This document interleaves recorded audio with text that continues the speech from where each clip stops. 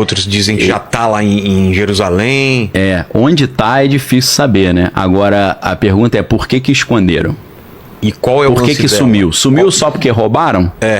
Eu acho que não roubaram, não. A Arca da Aliança, ela aparece no livro do Apocalipse. A Árvore da Vida aparece, a Arca da Aliança aparece. Em que momento? Eu não lembro em qual capítulo que é, mas... Mas sobre o quê? Falando o quê? Falando ali na hora que mostra Jesus glorificado e tal, e fala ali, estava a Arca da Aliança, você fala, então a Arca da Aliança não foi destruída. Ela tá aí ainda e vai ser usada ainda. A Arca da Aliança, onde estava... O templo, né? Não, dentro dela os mandamentos... Ali tinha 4 coisas dentro dela. Tinha as tábuas da lei, que Moisés recebeu, que era um negócio meio alienígena também. Que Deus pegou e escreveu o negócio e entregou pra ele. Você fala, pô, Deus escreveu uma parada. É incrível você imaginar isso. Deus pegar e escrever na pedra. Não foi Moisés que ficou talhando, não. Então tem as tábuas da lei, tem a vara de Arão que floresceu. Isso é interessantíssimo, né? Porque Deus escolheu Arão para ser o líder espiritual. Da família de Arão saíram todos os sacerdotes, né? Os Kohanim em hebraico. E aí, os outros caras falaram, mas por que você que é o sacerdote, não sou eu? Aí Deus falou, ó, pega todo mundo aí uma vara, e a vara que florescer é quem eu escolhi. Aí o cara pegou um pedaço de madeira, surgiram ali umas folhas ali, aí falou, é ele, fez um milagre e falou, é ele que eu quero. Só fui eu que escolhi, não foi ele que se autodeclarou. Então tem a vara de Arão, que floresceu. Maná. Tinha, né? E aí tinha um pote de ouro com maná dentro. Por isso que eu falo que são 4 coisas, né? O pote de ouro, o pote e o maná dentro, entendeu?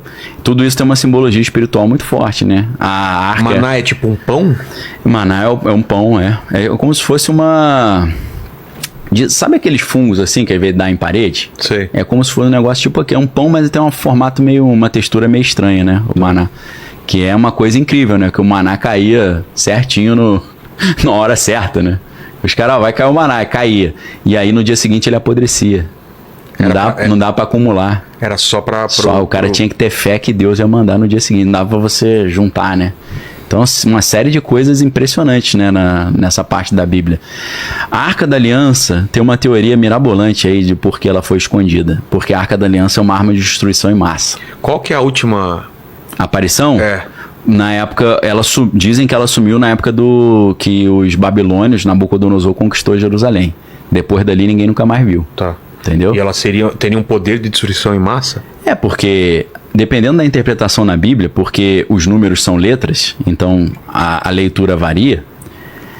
A Bíblia diz que quando os filisteus roubaram a arca e levaram para a terra deles, depois eles devolveram. Quando eles devolveram a arca, um monte de curioso foi lá ver a arca, abriram a arca. 53 mil pessoas morreram por causa disso. Então a arca, ela tinha um negócio ali que podia ser potencializado como uma arma.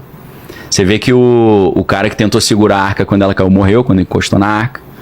Dizem que essas pessoas que morreram quando olharam para dentro da arca, elas não morreram imediatamente, só porque olharam, elas ficaram, o cabelo caiu, o cara foi ficando fraco, como se fosse uma radiação. Porque a arca, na verdade, ela abriu uma fenda no espaço-tempo também, né? Como se fosse um portal. Isso é um assunto polêmico, assim, que tem divergência, mas a arca é chamada de assento da misericórdia, a tampa da arca. E eu falo, poxa, do jeito que os caras colocam a arca, com 2 anjos em cima, não tem como você sentar naquilo, né? Porque onde são 2 querubins? Os 2 querubins com a asa assim encostando. Coloca a imagem, por favor, da arca para o pessoal entender. Aí eu penso, como é que a tampa da arca é chamada de assento da misericórdia? Dizem que a arca, alguns, né, eu sei que isso é polêmico, eu não vou dizer que isso é a verdade, é uma opinião que eu estou levantando para a galera pensar. A arca, na verdade, era um trono. E os querubins ficavam como se fosse o encosto da arca. Aí, o que aconteceu? Aqui o encosto do assento. O encosto. E eles cobriam os rostos e conectavam as asas, mas era um encosto, não era exatamente em cima. Por quê? Quando o sumo sacerdote fazia o ritual do Yom Kippur, do Dia do Perdão, Deus aparecia sentado em cima da arca, como se fosse se manifestando no trono. A gente não sabe se ele aparecia sentado ou não, mas a presença de Deus se manifestava ali, né? Depois do véu e tal. Então a arca era um equipamento que conseguia conectar a nossa dimensão com a dimensão divina. Você vê o poder que esse negócio tem, né?